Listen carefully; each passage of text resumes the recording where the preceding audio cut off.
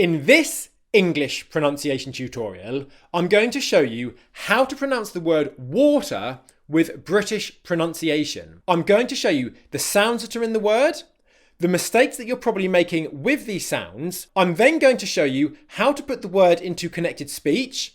I'm going to show you how to apply intonation to the word so that you don't come across as rude or offensive when you're speaking English. And I'm also going to show you how to pronounce the articles correctly that you should be using when you're pronouncing the word water. This is very important because just learning the word without intonation or stress or connected speech or articles can still leave you sounding unnatural when you pronounce this word. This video was a suggestion from my good German friend Sarkan Fidanzi, so thank you Sarkan for requesting the tutorial. Let's dive in and work out how to add this into our English speaking. First of all, the sounds that are in the word.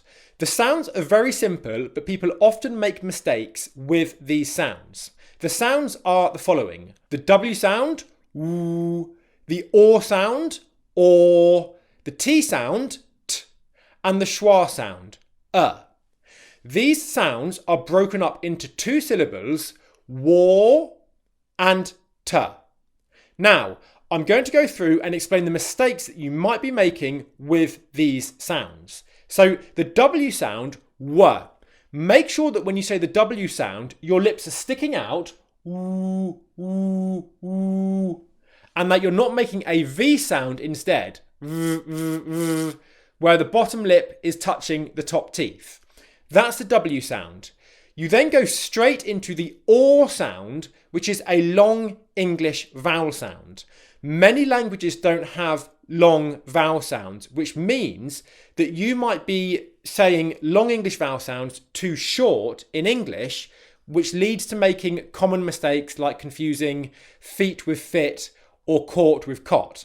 So, OR, it's a long English vowel sound, OR, OR, OR. In the video description, I've linked to tutorials that will go into much more detail on every point that I'm mentioning here. So if anything I say catches your interest and you'd like to learn more about it, look in the description and there are tutorials on this. So where have we got to so far? War. The first part of the word is the word war, which is the thing that none of us want in the word. War. Then we get to the second syllable, which is very simple. It's the T sound, t, t, t, which should be an aspirated sound. And again, I talk about aspiration in my video on that in the description. T, t, t, followed by a schwa sound, Now, because we've got a schwa sound in the second syllable, that means that it is a weak, unstressed syllable.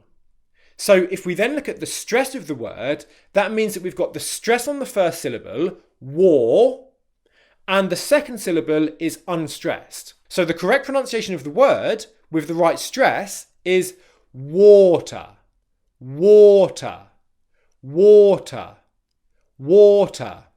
Make sure you're not making an sound at the end, water, and also make sure that you're not putting in an unnecessary R there, water. Okay, in standard British English pronunciation, it's just simply a t at the end.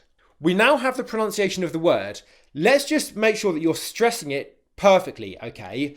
The first syllable, because it's stressed, should be louder, longer, higher in pitch, and produced with more force. Let's go through each of them again. Water. The first syllable is louder. Water. Then the length. Water. Water. The first syllable is longer. Now the pitch. Water. Water. High, low. High, low. Okay? And finally, the force. Water. I don't want you to make the first syllable with extra stress. Instead, what I want you to do is make the second syllable with less stress. Okay? With that schwa in the second syllable, that means that it's a very weak syllable. Water, water, water. So, we've now looked at sounds and we've now looked at stress, but we usually pronounce this word with an article. For example, the water, or a water. For example, a water bottle. It's very, very important to let your English flow smoothly and naturally, that these articles are weak and unstressed, a bit like the t syllable, unless you are intentionally saying the water or a water. But 99% of the time, you're not going to stress them like that. And if you then use the strong pronunciations of the and a, it's going to make your English not flow smoothly and naturally. Okay, so I'm going to give you the correct pronunciation now of the articles so that you can make your English flow properly when you're using this word. The is a weak, unstressed the. It's the th sound, voiced, followed by the schwa sound, the. Because the schwa sound's in there, it's quiet and unstressed, so we go the water, low, high, low, unstressed, stressed, unstressed, the water. Okay? If you're saying a water, for example, a water bottle, the a article is just simply pronounced as a schwa sound, a water. So you now have the correct pronunciation of the articles, which means that you should be able to integrate this into your English speaking nicely. Now let's add connected speech to it. If the next word after water begins with a vowel sound, you're going to get a subtle connecting R to join the two words together. This is very important, and it happens all the time in natural English speaking. So for example, if I said the water is over there, the water is over there, you get a very subtle R sound that connects the two words together. Water is. If I say the water on the ground, for example, same thing. Water on. Okay, you don't stress the R. It's not water on or water is. It's just a very, very subtle connecting R. But this enables your English to flow very smoothly and very naturally. So we can now use the correct pronunciation of water with the correct pronunciation of articles and in connected speech. Now we get on to one of the most important things about this word, which is intonation, which can make the difference between you sounding rude and offensive when you say this word and you sounding polite when you use it. And if you want a full tutorial on how to use British intonation correctly, in the description below is my intonation tutorial, which is essential for effective communication in English. If I was using water at the end of a phrase and I wasn't going to say anything after it, I would use a falling British intonation on the word water. So I'd say water, where the intonation drops, okay? If I was going to say something after the word water, to show that I hadn't finished speaking, I'd use an upwards intonation.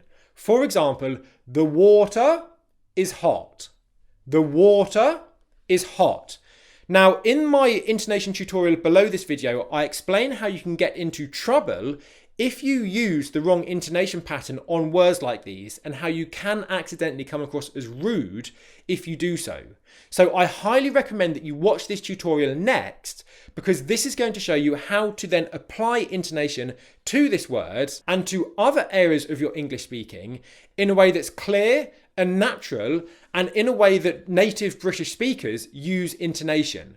So I highly recommend watching this tutorial next. If you found this tutorial useful, give it a thumbs up, and remember, I'm here fighting for your confidence in English. So if you want to speak English with a clear British accent and have more confidence when you speak, then make sure to join our pronunciation army and come back for new tutorials that are coming out like this every week. I'll see you in the next tutorial in just a moment.